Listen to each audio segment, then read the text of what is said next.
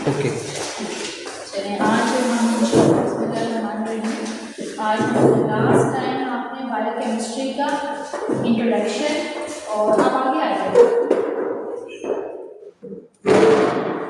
Biochemistry का आपने introduction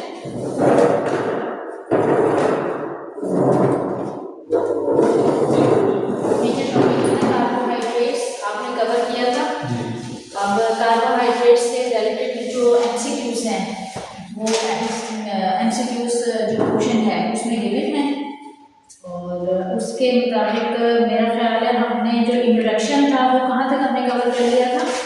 ये 31, 32, 33, 34, 35 पेज नंबर 191 इस पर देखिए खोल लिया आपने। तो आपने कार्बोहाइड्रेट्स अब कंप्लीट पढ़ लिया, ठीक है जी। अब हम कार्बोहाइड्रेट से जो रिलेटेड एमसीक्यूज हैं उसको हम डिस्कस करते हैं। Carbohydrates are the dash most occurring substances in the nature after water. Water के बाद जो सेकंड नेचर में सबसे ज़्यादा चीज़ पाई जाती है वो क्या है, कार्बोहाइड्रेट्स है। Second most occurring, second, third, fourth, fifth, कौन सा ऑप्शन होगा, सेकंड का। इसके अलावा process of photosynthesis can not be done without light और वाटर के बगैर वो नहीं हो सकता। सनलाइट की जरूरत होती है फोटोसिंथेसिस के लिए, ये तो आपका मैट्रिक के लेवल का सवाल भी है। एमसीक्यूज नंबर 41 सेम पेज 191 41 है। The process of photosynthesis cannot be done without light and water, both A and C। अच्छा, मैंने आपको रिएक्शन बताए थे, दो तरह के रिएक्शंस होते हैं हम बायोकेमिस्ट्री में। एक होता है कैटाबॉलिक रिएक्शन और एक एनाबॉलिक रिएक्शन। एनाबॉलिक में दो चीजें मिलके एक चीज बना रहे थे। कैटाबॉलिक में एक बिग कंपाउंड है वो फर्दर जो है ना दूसरे कंपाउंड्स में ब्रेक हो रहा था, तो उसके मुताबिक जो है 6CO2, 6H2O, 6 कार्बन डाइऑक्साइड के molecule and 6 water molecule in the presence of light मिलके क्या बनाते हैं, वो बनाते हैं ग्लूकोज बनाते हैं और साथ में उससे क्या बन रहा होता है, 6 ऑक्सीजन के मॉलिक्यूल्स भी रिलीज होते हैं। तो ये वो इक्वेशन कंप्लीट करने के लिए आपको क्या ऐड करना है, +6 O2। और ये ना आपको पूरी इक्वेशन आनी चाहिए। हो सकता है वो आपसे इनिशियल जो है एक तो रिएक्टेंट होता है और एक प्रोडक्ट होता है ना, हो सकता है वो इनिशियल रिएक्शन ही आपसे पूछ लें। अब ये प्रोडक्ट में पूछ रहे हैं या दो, एक का लिख दें और बाकी दो जो है ना वो प्रोडक्ट लिख दें और एक रिएक्टेंट लिख दें, तो दूसरा आपको ऐड करना है, तो पूरी कंप्लीट इक्वेशन अपनी याद कर लेंगे। 1 gram of carbohydrates provide 4 kilocalories. Process of oxidation of carbohydrates is called respiration। और ये कौन सा किस टाइप का प्रोसेस है, ये एनाबॉलिक है या कैटाबॉलिक है, रेस्पिरेशन।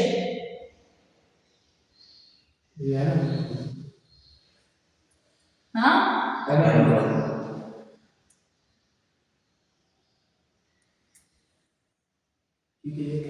ये है कैटाबॉलिक, ठीक है जी, कैटाबॉलिक रिएक्शन था ये। देखे ना यहाँ पे जब कैटाबॉलिक रिएक्शन होता है तो उसमें उसको क्या चाहिए थी, एनर्जी चाहिए थी। एनर्जी कहाँ से ली थी, ग्लूकोज से। ग्लूकोज का कंपाउंड फर्दर ब्रेक हो रहा है ना, रेस्पिरेशन इज कैटाबॉलिक। और जिसमें हम कोई चीज बना रहे हैं ऑक्सीजन से, कार्बन डाइऑक्साइड के 6 मॉलिक्यूल, वाटर के 6 मॉलिक्यूल मिलकर क्या बना रहे थे, ग्लूकोज बना रहे थे। और वो ग्लूकोज जो है ना वो किसके लिए यूज हो रहा था, फोटोसिंथेसिस के लिए। पौधे अपना खाना बनाते हैं, तो किस तरह का रिएक्शन हुआ, वो हुआ आपके पास एनाबॉलिक रिएक्शन, ठीक है जी। कैटाबॉलिक में ब्रेक डाउन हो रहा है, ग्लूकोज वहाँ पे इनिशियली यूज हो रहा है, वो फर्दर जो है ना वाटर मॉलिक्यूल दे रहा है, एनर्जी दे रहा है, एटीपी जो मॉलिक्यूल्स रिलीज हो रहे हैं, एडिनोसिन ट्राइफॉस्फेट, याद आया। रेस्पिरेशन रिएक्शन इज C6H12O6, ये फर्दर ब्रेकडाउन होता है कार्बन डाइऑक्साइड में, वाटर मॉलिक्यूल में, और साथ में क्या देता है, एनर्जी। अगर एनर्जी नहीं है तो हम इसकी सेकंड टर्म जो है ना एनर्जी के लिए यूज होता है एडिनोसिन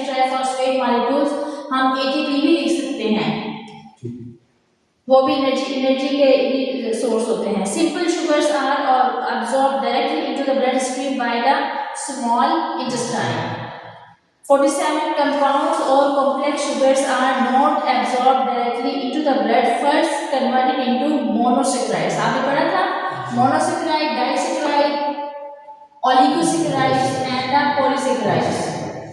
polysaccharides फर्दर किसमें कन्वर्ट होती हैं? polysaccharides किसमें कन्वर्ट होंगी? polysaccharides, disaccharides और monosaccharides में कन्वर्ट होंगी, ठीक है। लेकिन सम टाइम polysaccharides जो है ना वो किसमें होती है कन्वर्ट? होमोजीनस और हेटेरोजीनस हमने पढ़ा था ना। अगर सेम मोनोमॉलिक्यूल्स मोनोसैकेराइड भी वो बनाएंगे तो वो क्या होंगे? होमोजीनस। और अगर वो मुख्तलिफ होंगे, मोनो भी होगा डाई भी होगा, तो उसमें क्या होंगी?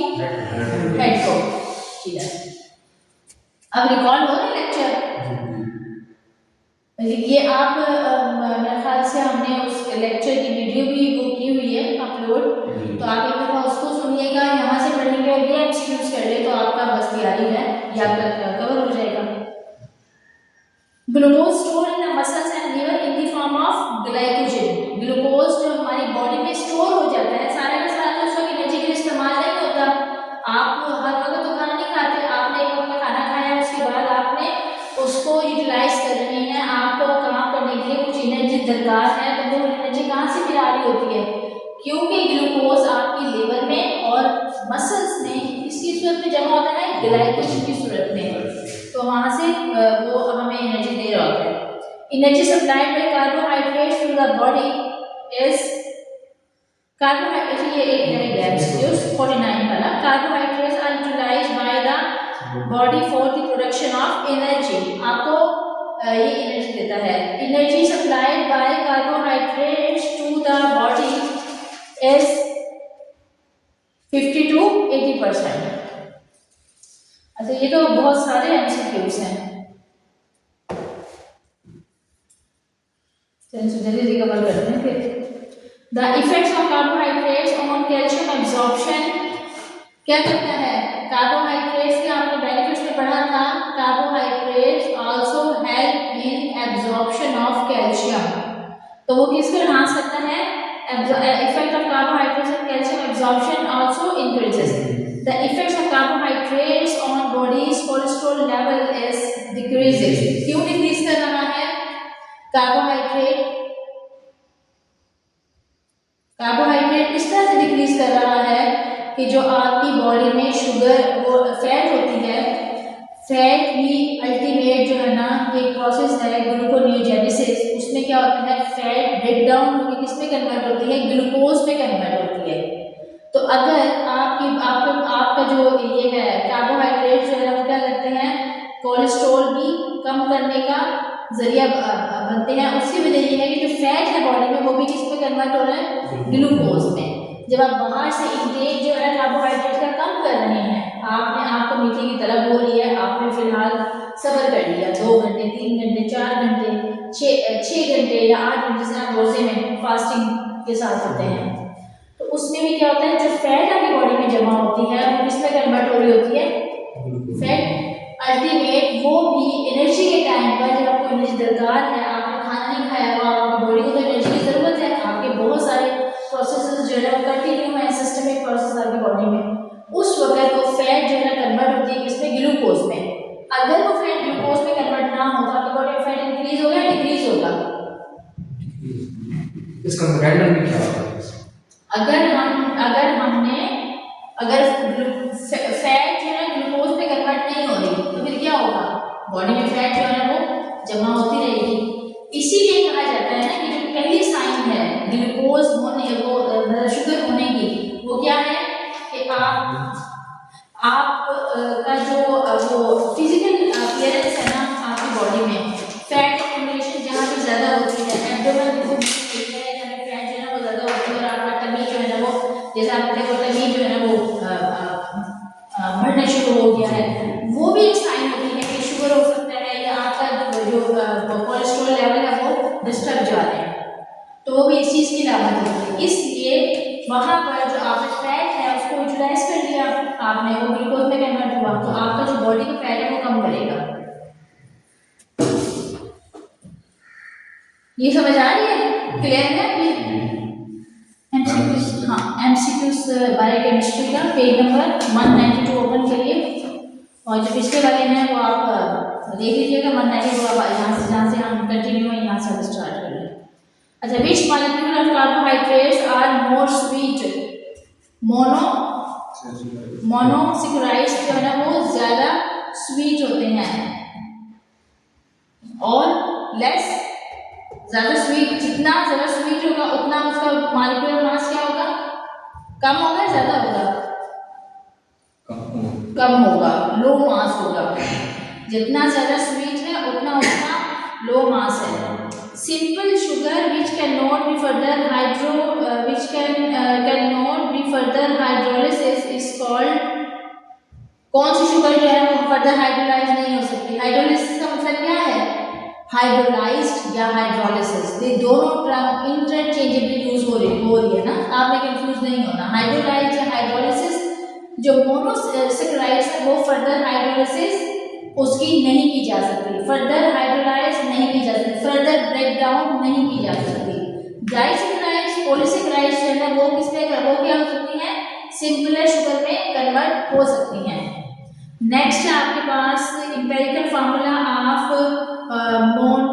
Monosaccharide with n is equal to 3 और लार्जर इज, ये बी है CH2O, एंड ये मेरे ख्याल से हमारे लेक्चर में तो नहीं था, लेकिन आप इस फार्मूले को एज याद कर लीजिएगा। मोनोसेकेराइड का बेसिक यूनिट ऑफ, मोनोसेकेराइड का basic unit of carbohydrates, basic जो है वो मोनोसेकेराइड्स है, और उसके बाद जो है ना फर्दर दो मोनोसेकेराइड मिलके अदर टाइप की शुगर बना रहे हैं, 3 मोनोसेकेराइड्स मिलके जो है वो कौन सी शुगर बनाएंगे, तो वो फर्दर ऑन ऐड होता रहता है, लेकिन बेसिक यूनिट मोनोहाइड्रेट है। Which one is not the example of monosaccharide? Glucose, fructose and the galactose, raffinose, definitely ये monosaccharides नहीं है। Further hydrolysis of monosaccharide is not possible, sometimes possible and difficult। Not possible, मतलब देखिए उसी तरह से उसमें सेम चीज है, सेम उसका ख्याल है, लेकिन उसके 2-3 तरह के एमसीक्यूज में उसने जो है ना आपको वो मतलब वो कर रहा है, चेक कर रहा है कि भाई आपको जो है इसकी अंडरस्टैंडिंग हो गई है, तो आप उसमें जो है कंफ्यूज नहीं होंगे। Monosaccharides are generally soluble in acetone, ethanol, ether, water. ठीक है जी। मोनोसेकेराइड्स है फंक्शनल ग्रुप्स, कौन कौन से होते हैं मोनोसेकेराइड्स में? पहली बात कि कार्बोहाइड्रेट्स खुद जो है ना वो किससे बने होते हैं? आधा कार्बोहाइड्रेट्स आधा पॉलीहाइड्रोक्सी, पॉलीहाइड्रोक्सी का क्यों कहा हमने कि उसके ये वाटर मॉलिक्यूल्स है, कार्बन के ये बहुत सारे वाटर मॉलिक्यूल्स अटैच है, इनको हम हाइड्रेटेड कार्बन्स भी कहते हैं। Carbohydrates are the polyhydroxy aldehyde और the ketone groups which on hydrolysis further gives the acetaldehyde and the ketones। तो आप कह सकते हैं कि जो मोनोसेकेराइड्स है उसको किससे बने होते हैं? मोनोसेकेराइड्स है तो फंक्शनल ग्रुप या उसमें एल्डोल होगा या फिर कीटोन, और ये कौन से कार्बन पर अटैच होता है? एल्डिहाइड ग्रुप या कीटोन ग्रुप, कौन से कार्बन पर अटैच होता है मोनोसेकेराइड्स में या ग्लूकोज में या कार्बोहाइड्रेट्स में? बता सकते हैं कौन से कार्बन पर? C6 का मतलब क्या होता है? कितने कार्बन अटैच हैं? C6 जो हम कह रहे हैं, C6 ये पढ़ा आपने, C6H12O6, ऐसे हो गया। ये तो समझे कि H2O है, लेकिन इसके 6 वाटर मॉलिक्यूल है, ऐसा हो गया। और ये जो है हम कह सकते हैं 6 कार्बन है, तो जो 1 कार्बन है उस पर एल्डिहाइड ग्रुप अटैच है ना, तो मैंने आपको बताया C के साथ डबल बॉन्ड O है और ये साइड के ना R, ठीक है, और C के बाद ये 2 R है, 2 साइड के ना डबल बॉन्ड O। ये कौन सा ग्रुप था?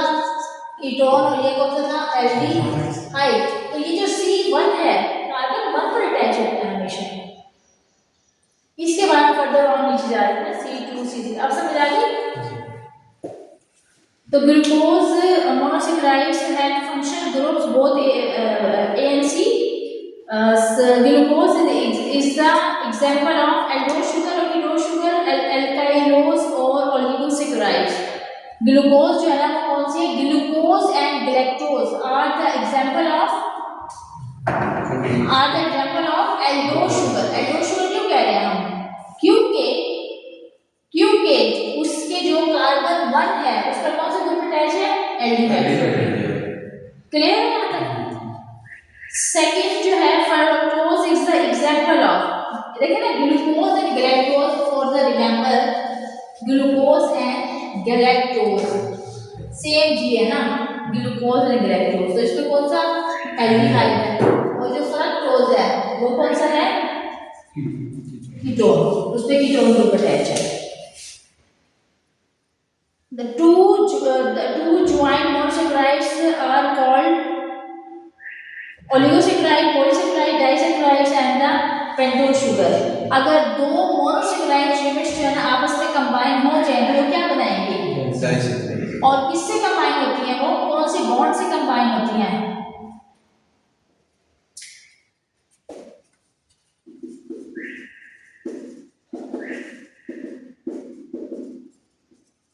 ग्लाइकोसिडिक लिंकेज, इस बॉन्ड से। एक मोनोसैकेराइड अटैच है दो दूसरे मोनोसैकेराइड से, ये क्या बना रहा है? डाइसैकेराइड। ये वाला जो बॉन्ड है वो क्या कहलाता है? Glycosidic linkage. Sweetness and molecular mass of disaccharides is greater than monosaccharide monosaccharide protein. वो हमें बताया कि जिस तरह से जो है ना वो उसके यूनिट्स देखे ना, ये मोनोसैकेराइड्स था। मोनोसैकेराइड्स का मतलब ये है कि C6H12O6 है। अब इससे दूसरा शुगर मॉलिक्यूल अटैच हो गया। बेशक से ये कोई दूसरी शुगर बना रहा है, उसमें नंबर ऑफ कार्बन एटम कितने हो जाएंगे? 12 हो जाएंगे। तो मॉलिक्यूलर मास इंक्रीज ही होगा ना। तो डेफिनेटली डाइसैकराइड्स का मॉलिक्यूलर मास और स्वीटनेस जो है ना वो उससे इंक्रीज होगी।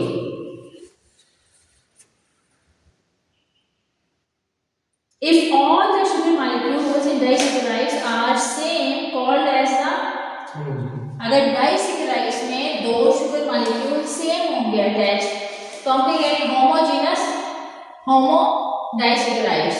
और अगर दो अटैच मॉलिक्यूल दो सेम नहीं होंगे, जैसे ग्लूकोज और ग्लूकोज से अटैच हो, तो उसको हम क्या कह रहे हैं? Homogeneous.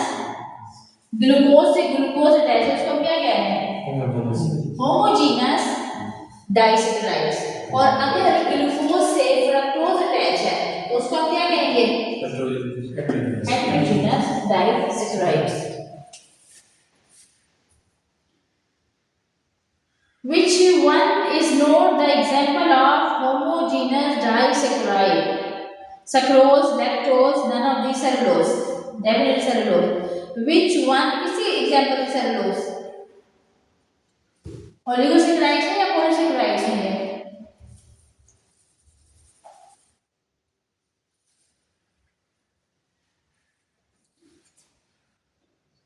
Polysaccharides. It is the polysaccharides, cellulose. Monosaccharides, disaccharides, oligosaccharides and the polysaccharides, उसकी एग्जांपल है ये। Which one is not the example of homogeneous disaccharide?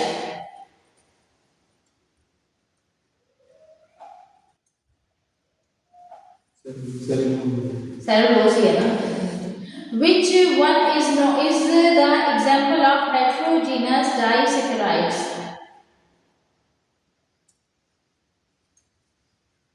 Which one is the example? Hetero में डेफिनेटली दो डिफरेंट शुगर अटैच होगी ना, sugar sucrose और lactose मिलकर क्या बना रही हैं? ठीक है जी, तो इसलिए वो उसकी एग्जांपल है। हेटेरो की एग्जांपल होंगे, दो डिफरेंट तरह की शुगर है जी। ये कंफ्यूजिंग है, मतलब आपने बेसिक कॉन्सेप्ट लिया ना उस दिन जब मैंने लेक्चर दिया है, बस it is enough for you. आगे वाले एमसीक्यू से जितने भी वो कर रहे हैं घुमा फिरा के वो दे रहे हैं, उसमें वो नहीं है। लैक्टोज से है ना, लैक्टोज और सक्रोज डिफरेंट अटैच होंगे ना, जैसे ग्लूकोज प्लस सक्रोज अटैच हो जाएगा इस तरह से। अगर ग्लूकोज के साथ जो है ना वो दूसरा लैक्टोज अटैच पूरी कौन सी शुगर बनाएगा, इसलिए वो डिफरेंट है, हेटेरोजेनियस फॉर्म में कह रहे हैं। Which one is not the example of homogeneous disaccharides? Cellulose. ठीक है जी। Which one is the example of heterogeneous disaccharides? Sucrose and lactose. Oligosaccharides contain lactose. अच्छा, ओलिगोसैकेराइड्स कंटेन मोनोसैकेराइड्स। कितने ओलिगोसैकेराइड्स में कितने मोनोसैकेराइड यूनिट होते हैं? 1 2 3 4 5 6 7 8 9 10। मोनो में कितने होते हैं? 1। डाई में कितने होते हैं? 2।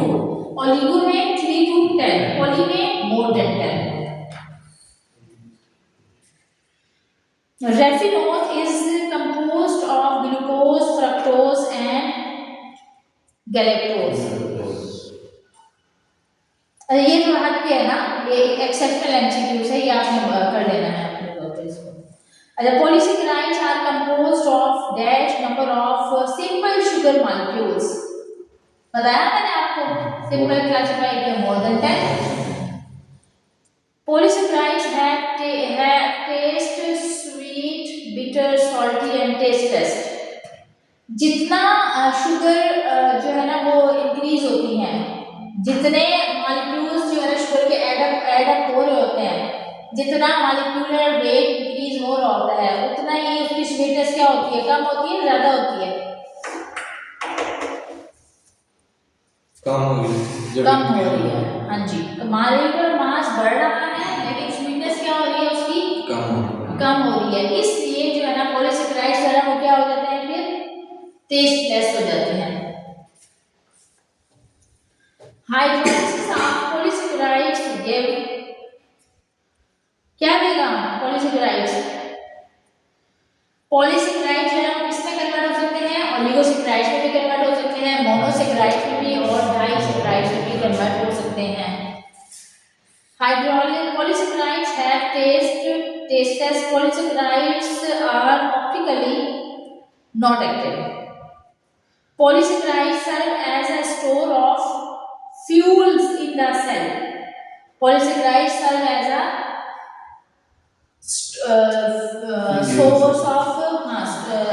source of fuels। Molecular mass of polysaccharide is equal to the polysaccharide less than disaccharides, greater than mono, di and oligosaccharides, less than oligosaccharides। क्या कहते हैं आप? molecular mass of polysaccharide is greater than di and oligo। Definitely वो superior class है, oligo से superior class है polysaccharide, ज्यादा ही होगी उससे। Polysaccharides which on hydrolysis yields monosaccharides of one type are called both A and C। Polysaccharides which on hydrolysis yield monosaccharides of one type are homopolysaccharides and homogeneous polysaccharides। हाँ जी, ये होगा होमो। One type के monosaccharides होंगे ना तो उसको हम दो नाम दे रहे हैं, होमो पॉलीसैकेराइड्स और होमोजेनस पॉलीसैकेराइड्स। मतलब कि इसमें सिर्फ homogenous and homo same terms है, बस वैसे में कंफ्यूज किया है आप। Which is the example of heteropolysaccharide? Mucilages, ये मैंने पढ़ाया था, ठीक है जी। Which is present evidently in the cell wall of the plants? Cellulose.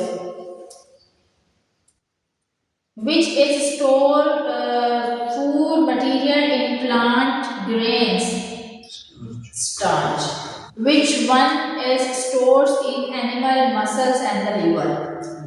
Glycogen। यहाँ पर हमारे जो बायोकेमिस्ट्री का इंट्रोडक्शन, कार्बोहाइड्रेट प्लस उससे रेलेवेंट जो है ना वो एमसीक्यूज कंप्लीट हो गया। अच्छा, सवाल जवाब कैसे आ सकते हैं? What are carbohydrate? Write down the classification of carbohydrates। You have to classify the carbohydrates to 4 types और उसके एग्जाम्पल आपको पुट करती है। फिर हो सकता है आपको स्ट्रक्चर ड्रॉ करने के लिए आ जाए कि write down the